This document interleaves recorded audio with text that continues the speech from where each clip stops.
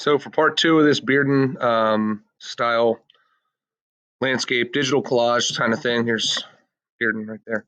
Got our tree in here. Let's add a person. And you know, he didn't always just cut stuff out of images. Sometimes he would cut stuff out of cut paper. So what I'm going to do is I'm just going to make some, some shapes. It's like a very crude head shape. The Easter Island looking head shape here. And I'm going to notice, all right, I've got this brush. It's got some bristles on it. I can change that to a more solid brush. Jack it up. Change the color slightly. And I can fill it in all the way like flat paper, or I could give it some texture with a slightly different color and maybe a textured brush or a soft brush, something like that. I don't know. It's just getting fancy. With my brackets on my keyboard, I can change the size of my brush, kind of thing, give it a little texture here and there. Some varied color, may make it look like it's a painted piece of paper. I don't know. That's the little details, right? You could do that with clothing. You could find pictures of clothing. Let's use our polygonal lasso tool to make like a shirt type of shape for this gentleman who's sitting against a tree, maybe with his arms folded in front of himself. Give him a little collar, right? Switch to like maybe a denim shirt kind of color. I don't know. And back to my brush again. There it is. The texture brushes take a little longer. Maybe you want to, I don't know, you can get nuts with painting inside of a selection, which is really nice, as you will only paint inside of that selection. Make this small. I want a smaller, harder brush. There you go. Change up my color a little bit.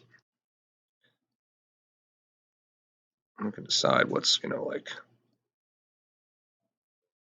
highlights, throw some shadows in there. Start to define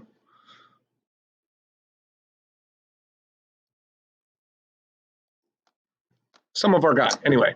And you can, mix it up, keep it rolling as we move down to the legs or add other details.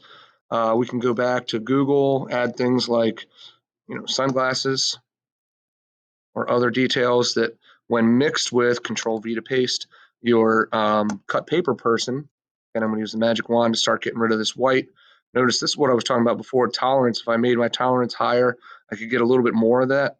But notice it's also getting the highlights in this. So I'm going to turn my contiguous off, select it again, and then go back to my other selection tool, the lasso or polygonal lasso, and hold shift. Remember, I'm going to add to my selection.